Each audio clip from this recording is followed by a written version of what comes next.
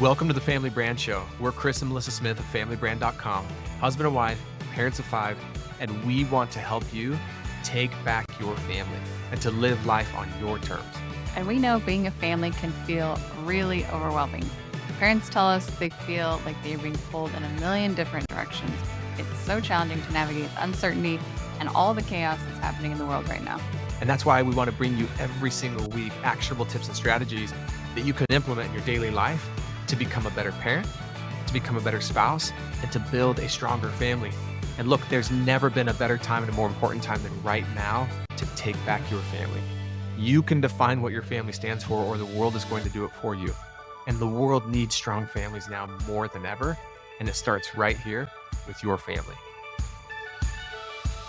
Welcome to the Family Brand Podcast. I have a conversation today that I am really excited to have that I've never really talked about this on the Family Brand Podcast. Welcome, Brittany of the American Moms to the podcast. Thank you for having me. I'm excited to be here. So I was telling Brittany, or asking her rather, at the beginning before we hit record, I was like, are you so busy at this time of year? And she said, yes. With it being election time. Tell me, Brittany, a little bit about what you do and kind of how you got into what it is that you do. Yeah, so I am a former White House and congressional staffer who currently am taking a break from my career to raise my kids. And I'm now, there's a season to everything in life. And I'm kind of now, I'm where I'm involved more locally. And so I volunteer in my kids' schools and their classroom, and I'm part of like a peer advisory board for my school district. I serve on my library board, and I'm also a children's book author. So my first 2 books are coming out this summer.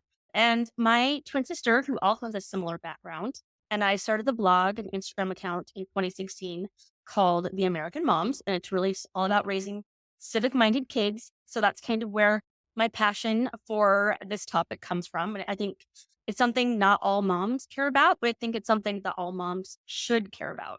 So you mentioned your twin sister has a similar background. Is this always something that you guys enjoyed talking about together and always planned kind of careers together, or did it just evolve that way?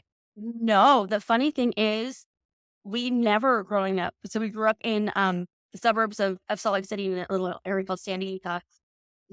We never talked about politics. Everyone around us was kind of probably the same, similarly political minded.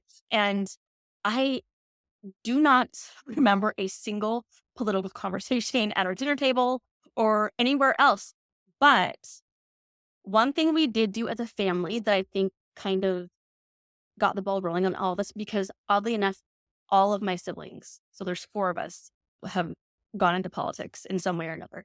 But one of the things that we did was every night while we getting dinner ready was a family affair. Like we all pitched in.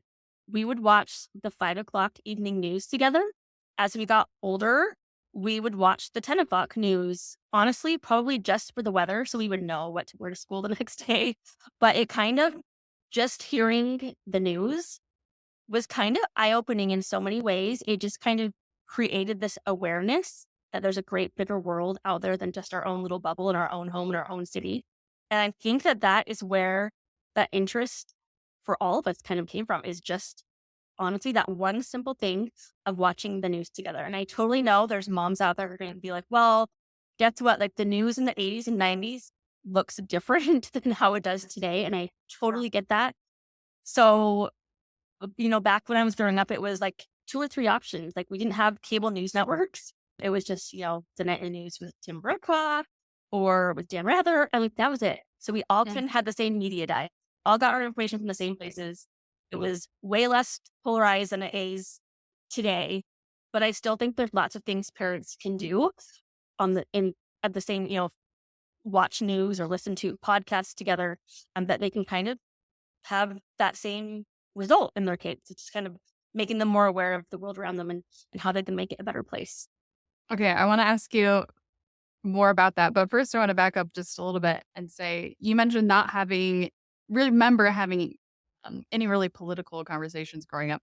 Do you feel like, I think I know how you're going to answer, but I'm going to ask you anyway. Do you feel like we should have political conversations with our kids? And if so, what should that look like? Yeah, 100%. Yes. We hear from parents all the time who, when we ask them, they talk to their kids about politics, they're like, oh no, never. my kids are too young for that. Like they think that they're protecting them somehow. Or even more than that, I think it's that they don't feel like they are knowledgeable enough themselves. And so they don't want to pass down, I guess, or even show their kids that they don't know enough. But Mm. listen, like what I always say is politics isn't just all the ugly stuff. It's all the stuff that makes our world function. I think we live in a nation that really has prioritized politics and government on a national level. But really with kids, we have to just meet them where they are, and we need to start with the local stuff first. So I would say it's kind of like with reading, right? In our schools, we would never teach them science and math, like all the way through school, and then dump everything they need to know about like phonics and literacy all in 11th grade and hope that they retain it all. Like civics is the exact same way. Like for some reason, as a nation, we have kind of been like, don't say anything about it until 11th grade. And then like now it's not even that they have a full class on it. It's that sometimes it's just a unit in a Mhm. history class, which I think is so sad. So sometimes as adults, it's not even that we have just forgotten what we once knew. Is it a large part, a lot of us didn't even learn these things ourselves. So it feels super overwhelming. And by the way, when I use the term politics, I don't just mean like, like the political, like party stuff. I kind of use that as an umbrella term for like government and civics in general. But so really our kids are never too young to have these conversations, whether it's talking to them about, honestly, it's so many things that affect our day-to-day lives that we don't even think to talk about. Like what times their school start, like the bus routes, what days we have off of school, like all of those things are decided by elected officials on your school board. So knowing who they are and knowing when meetings are and being able to have the confidence to approach them about things that matter to you is huge. Like I've taken my kids to school board meetings with me. Like my daughter, I think, gosh, she's probably in kindergarten when I took her to the first one. And like she just sat in my lap and listened. And do I think she understood a whole lot? No, but it was important to me and it was about something that affected her. And so I took her with me.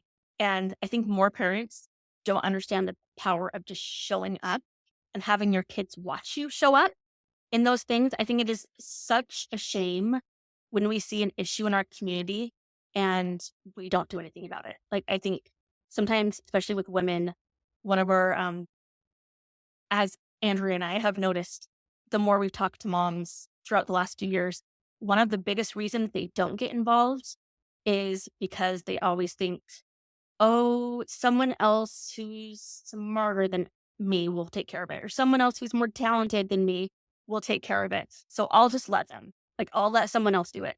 But I think the important question that is so important for our kids to see is us asking, like, why not me? Like, why not? Like, I can do it. It's something I can do.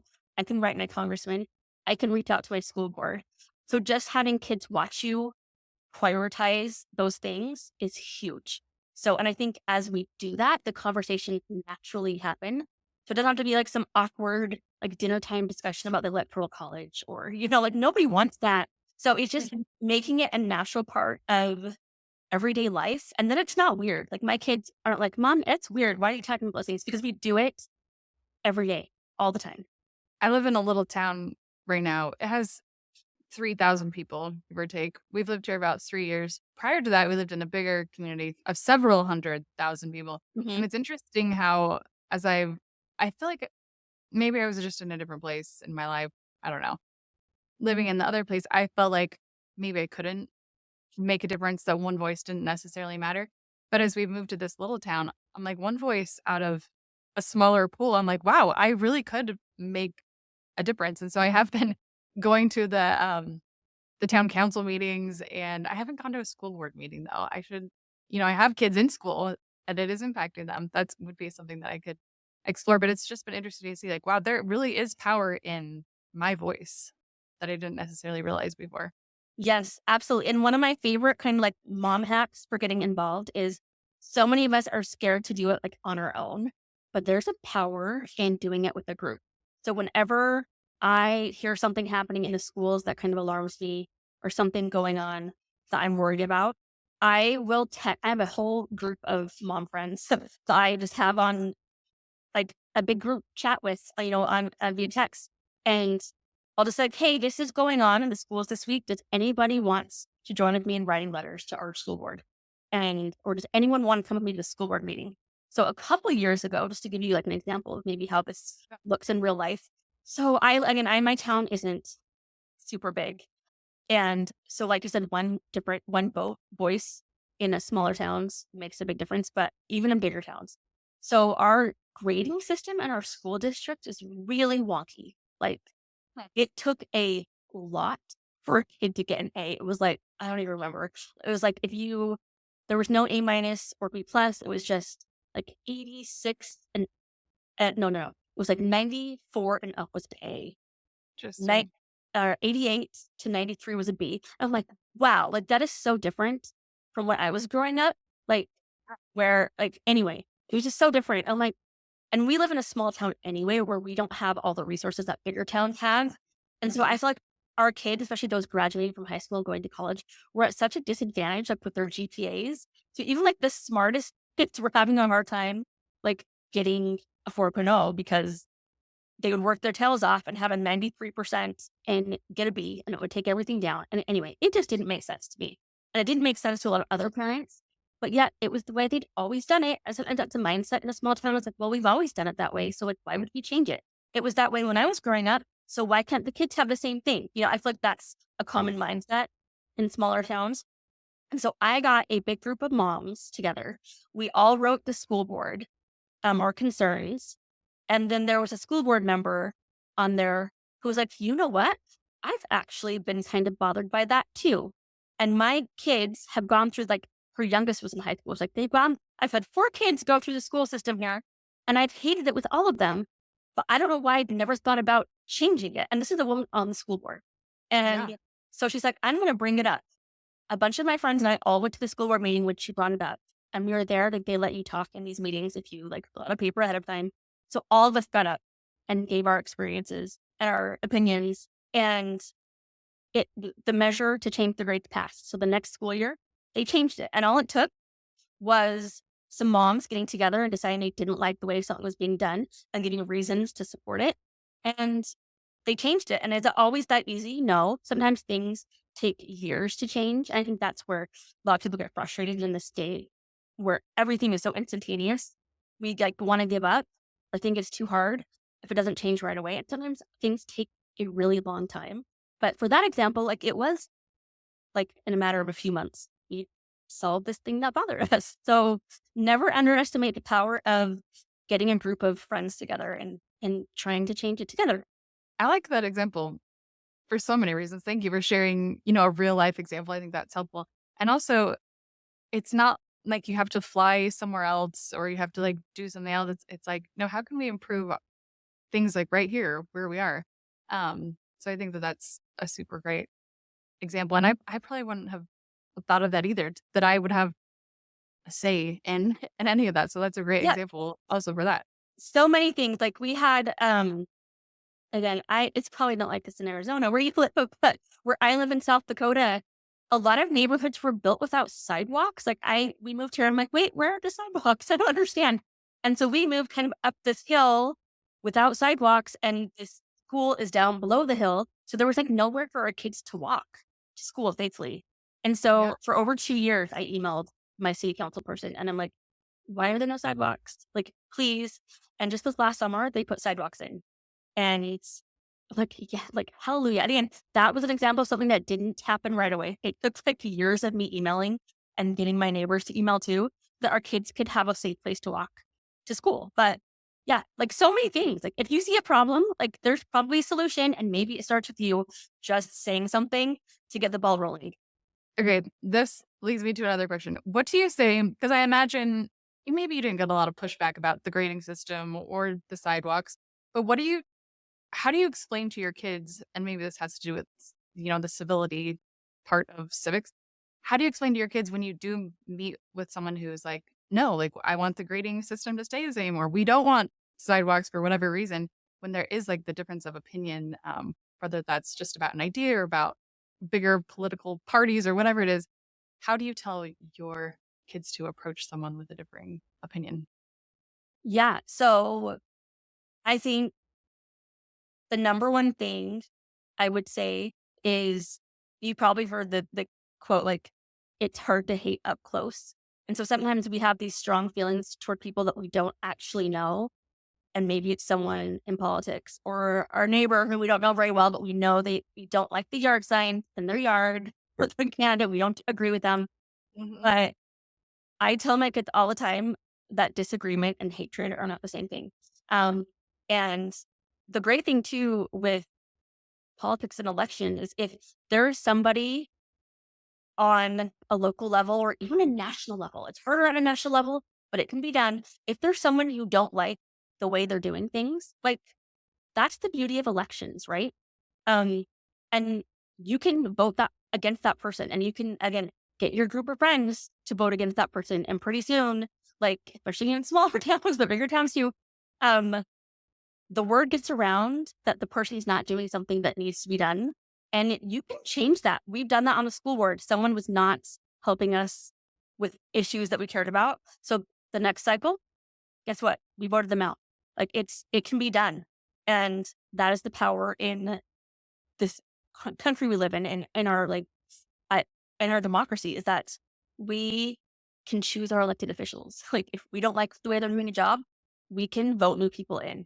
And so one of the reasons why we started the American Moms was it was the day after the 2016 elections. Facebook and social media was just like exploding with people who were outraged with the outcome. But yet none of those people had actually taken an active role in campaigning for the candidate they actually wanted. Like it was just, I should vote and that's enough. And I think one of the things that we often don't keep in mind with elected officials on any level, national, city, state, whatever, is that if there's a candidate that we really like, we can campaign for them. We can email their campaign headquarters and say, hey, I believe in you. What can I do to help you? And you can walk neighborhoods. You can make phone calls. You can do so many things besides just voting. So it's like not just voting where you can make your voice heard. It's all the things leading up to election day too. And then if your candidate doesn't win on election day, guess what? Don't just give up and think like, oh, everything I believe in is lost. Like just keep working. Like we always tell people like, you cannot just talk about our nation and about doing good and making your voice heard around election day. Like if you want to have kids who are civic-minded and who grow up to be contributors to their community, to the world, like you have to talk about it all year long. Like I use the example, like if you want kids to grow up knowing and loving like Jesus, you don't just talk about him on Christmas Day, right? The same with our country. Like you cannot just talk about it on the 4th of July and think that's going to have an impact on them. Like it is something you have to talk about all year long, continually, for it to sink in for them. And that is how they learn. And that is how things become important. So I have to mention the timing of our recording today. We're recording on November 1st, which is a Friday. The election is coming up on Tuesday. So we, at the time of recording, we have no idea like the outcome of this election. And so I actually really love that because we can talk about election outcomes without having, any particular,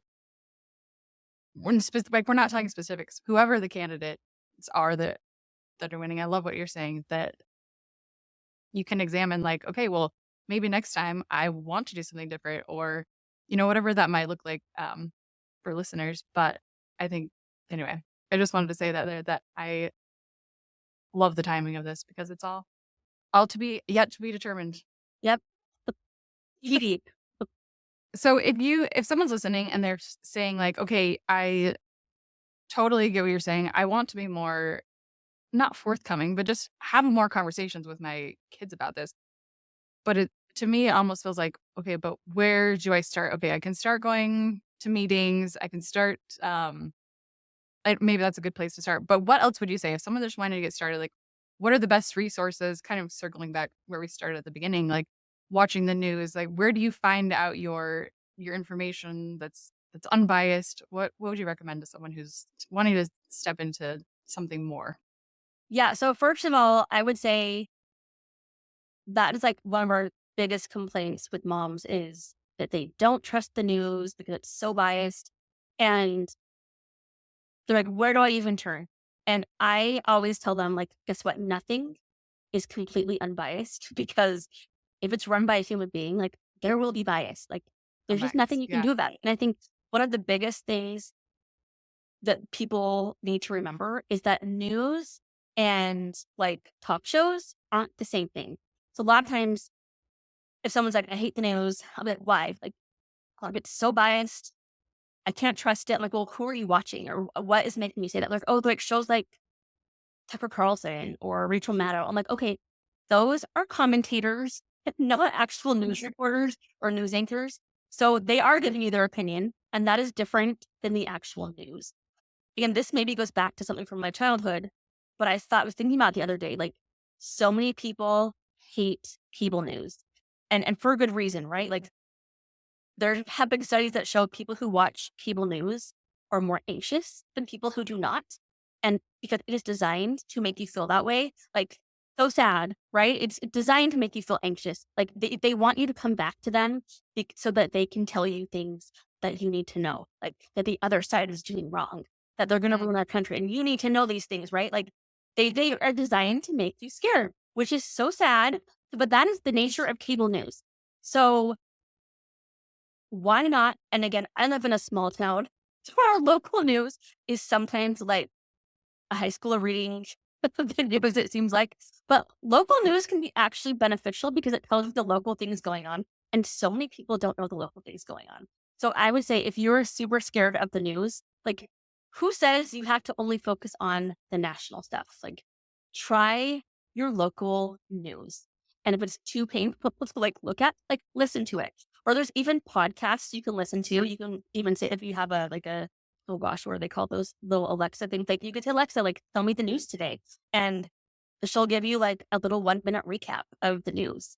And so I think there's the other thing to keep in mind is we don't just have, it's not the 1980s and 90s anymore. So we don't just have like two news sources.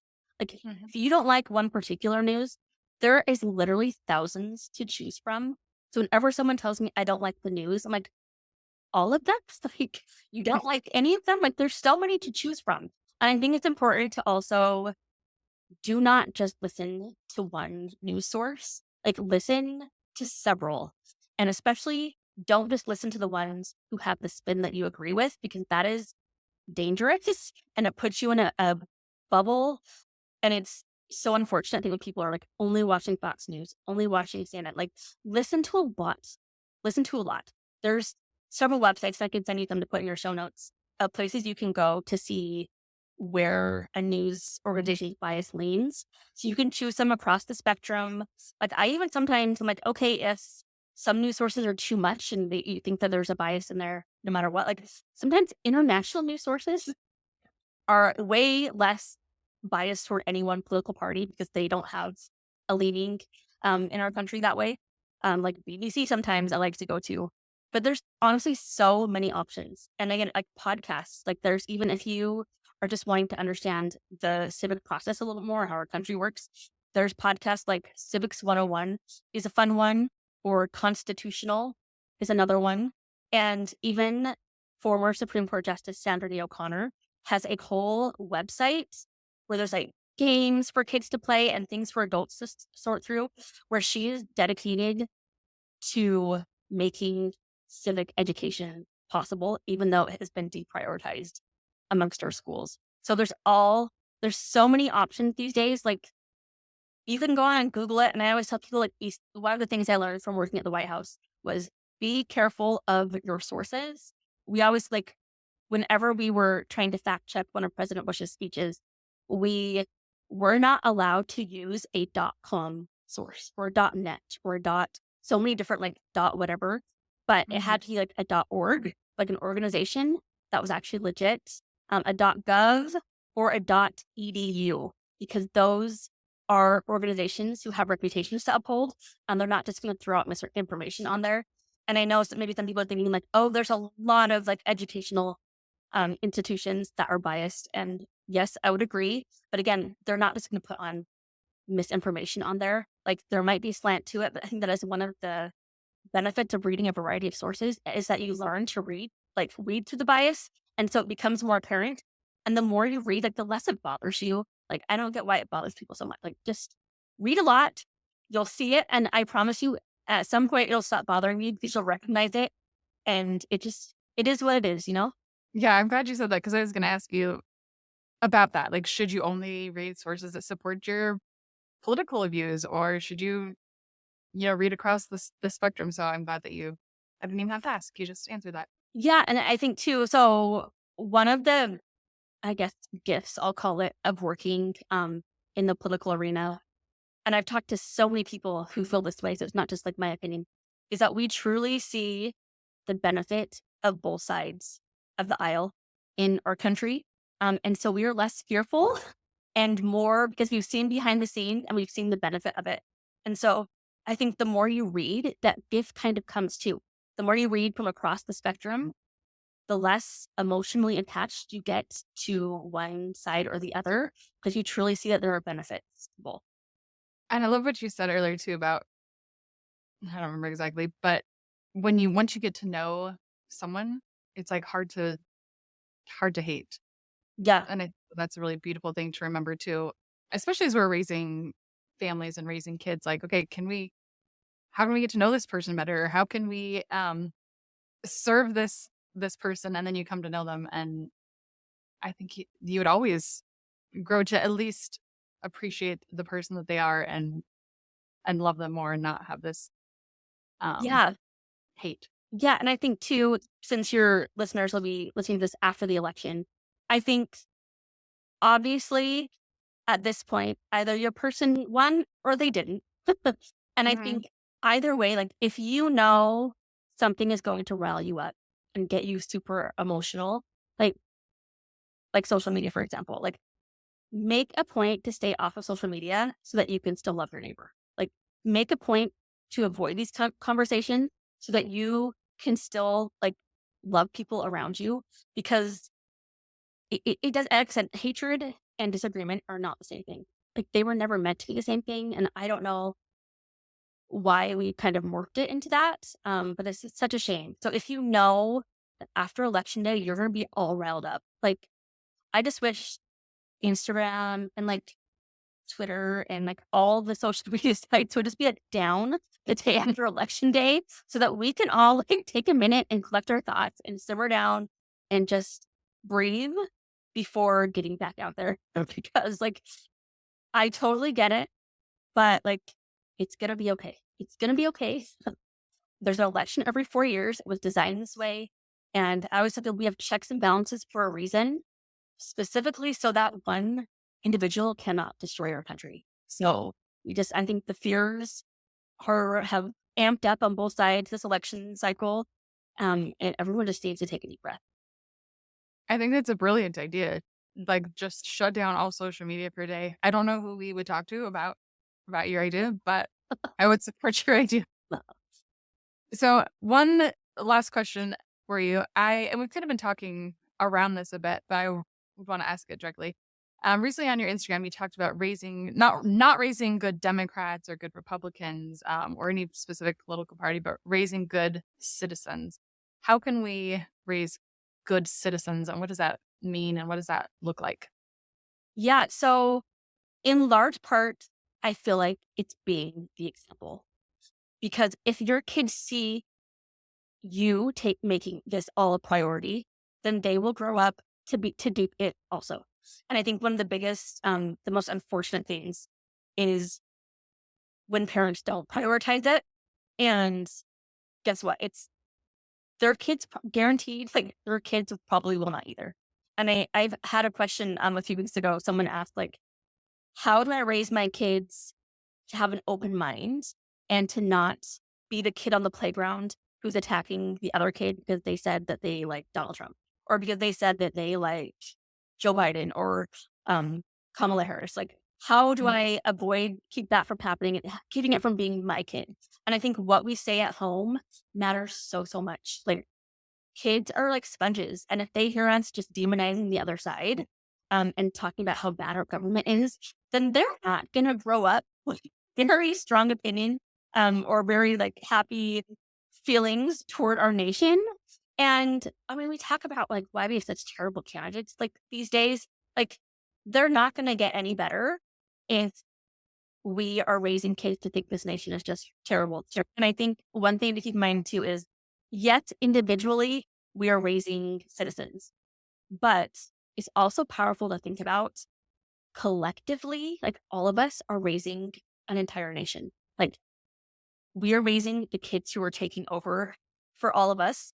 And like, what are we teaching them? What are we showing them? And I think it's being the example. Like, if you go to vote, take your kid with you. If you are a mail-in state, or you like to vote early, like, talk to your kids about what's on the ballot. Take them with you to serve in your community. Take them with you to go pick up trash in a park. Again, just making these conversations ongoing so that they grow up knowing that they're important. And I think too, one thing I like to tell people is, if you do watch the news with your kids, this is one thing my parents didn't ever do. They didn't jump in their commentary after they saw a politician they didn't like. They weren't like, oh, like, even the sounds we make, not even just words, the sounds we make can say so much to our kids. So maybe if you're watching the news with your kids, which I would encourage everyone to do, like, stay clear of the commentary and the like sound effects, and just let your kids listen. And afterward, be like, what did you think? Like, what did you think about that story? Like, and talk to them about it, make it a conversation. So really, it is just being the examples and making sure they know it's a priority. And I guarantee that will make a bigger impact than anything else. I love what you're saying, because it's something that we talk about on the podcast and Family Brand in a little different way, but just the impact that the one family can have on the collective. And it's not just, one family, but many families, impact the streets with, the street that you live on. Like, if one family gets involved, in this case, more civically, that impacts your street. And we had recently someone on our street didn't like how fast people were going, so they just put down a speed bump one night. Which I'm like, okay, they saw an issue and they said, like, okay, I'm gonna change this on our street. So they're impacting the street. But then, multiplying that, so on and so forth, impacting towns, like strong families impacting towns, and impacting even beyond that, countries and states and so on and so forth. How you really can't see how what we're doing now does impact the future and what happens. Okay, last thing, where can people find you? And if you have any other final thoughts to leave with us? Yeah, so they can find us at The American Moms on Instagram. And I always tell people, we're not the posters who post every day, because we are out doing things. We don't want to spend our time on Instagram. We're out practicing what we preach, right? So I would just tell them, as final thoughts, is so many moms especially are afraid to get out there and get involved because they think they don't know enough. And I would just say, take 5 minutes a day to learn something new that you don't know. If there's a phrase or term that you hear in the news all the time and you're like, I don't even know what that means, I'm so embarrassed, like, take a minute to learn it so that you feel more educated. And I promise you, it's an empowering feeling. The more you know, the better, like, the more likely you'll be not to fall for conspiracies, not to fall for misinformation, and you won't be as fearful. Like, you'll feel more hope in our country than ever before. The more you get involved and connect with people in your community, it's really life-changing, I'm telling you. And our kids need to see us doing that. It's so important. So that's what I would say. Beautiful. Thank you so much. Go follow Brittany over at The American Moms, and we'll link all everything in the show notes as well to make it easy to find. Thank you, Brittany. Fantastic. Thank you. Thanks for hanging out with us today on the Family Brand Podcast. But wait, before you go, I want to give you something. It's something I stole out of our Family Brand Academy because I thought it would make a big difference for you, and I want you to have it for free, no strings attached. It's how we run our family meetings, and not just our family meetings that we have every week, but also our family check-ins, which is the system we've developed for how to connect with our kids and each other, Chris and I, every single week. And we've had some great outcomes with this. Not only have we, but a lot of families that have implemented this have as well. Actually, life-changing outcomes, if I'm being honest. You'll definitely want to get this. Go get your copy at familybrand.com/meeting, and we will catch you next time.